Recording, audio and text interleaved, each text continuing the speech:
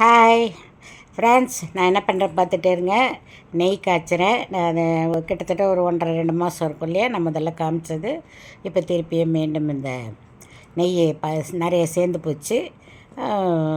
இது இதை இப்போ நம்ம சேர்த்து வச்சது என்ன காய்ச்சினாக்கா ஒரு 1/4 கிலோவுக்கு மேலே 1/2 கிலோ கம்மியாக அப்படி வரும் நெய். அது இப்போ காய்ச்சிக்கிட்டு இருக்கேன். பாருங்கள் எப்படி இருக்குன்னு. முதல்ல எப்படி இருந்தது, நான் தீ வந்து ஹையில் தான் வச்சுருக்கேன்.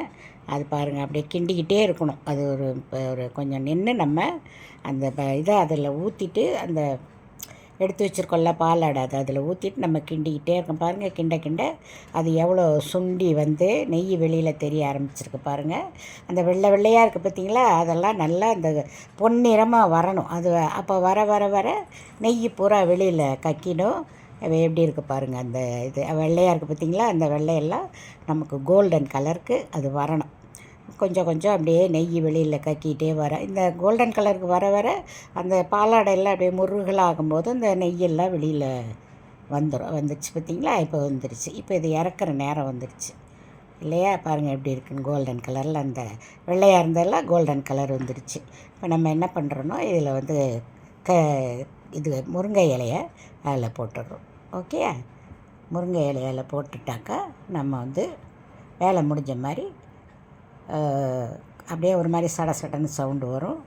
வேலை முடிஞ்ச மாதிரி அது தீயை வந்து ஆஃப் பண்ணிடலாம். இறக்குற டைமில் கொஞ்சம் தீயை கம்மியாக தான் வச்சுக்கணும். நம்ம தீயை ஆஃப் பண்ணிட்டோம், அவ்வளோதான், ஃபினிஷ்.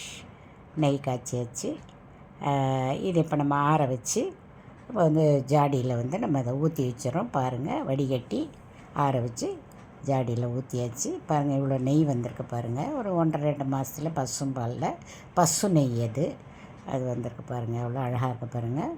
நம்ம வீட்டிலையே இதை தயார் பண்ணுறதுனால நமக்கு எவ்வளோ ஹெல்ப் இருக்குது பாருங்கள், அதை எடுத்து வைக்கிறதுனால இல்லையா. பாருங்கள், அந்த சக்கையை பாருங்கள் எப்படி இருக்குன்ட்டு ஊற்றி வச்சாச்சு. நெய் வேலையெல்லாம் முடிஞ்சாச்சு. பாருங்கள், எவ்வளோ ஒரு பார்க்குறதுக்கே ஒரு நல்ல ஒரு அழகாக இருக்கும். திறந்திங்கன்னா அப்படியே கமகமன்னு மனம் அதில் அப்படி இருக்கும் பாருங்கள் அதில். ஓகே, பாய்.